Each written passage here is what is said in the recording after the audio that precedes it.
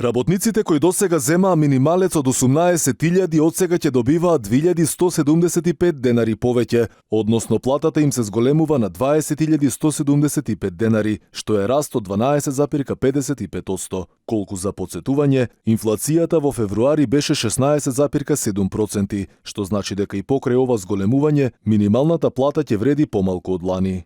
Ова е методологија за постојан раст на минималната плата, е мотивирана од грижата за нашите граѓани.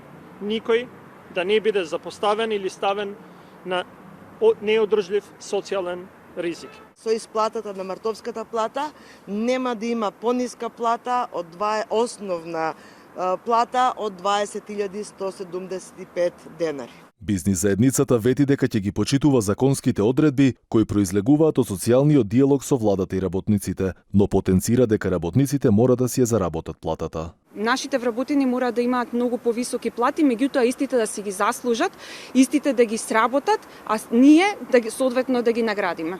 Да имаме попродуктивни работници, да имаме млади луѓе кои ќе бидат задоволни со живењето во оваа држава и да имаме млади луѓе кои ќе сакаат да работат во приватниот сектор.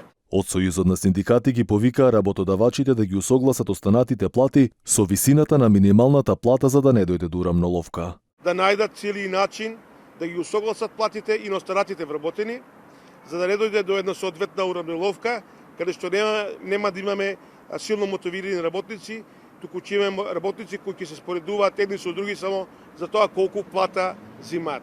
Инаку со измените на Законот за минимална плата донесени во март лани, се воспостави нова методологија, што ќе значи постојан раст на минималната плата. Колку за споредба, според последните податоци, најниска минимална плата од 309 евра земаат граѓаните во Бугарија и Албанија, додека највисока минимална плата земаат жителите на Луксембург, која надминува 2000 евра.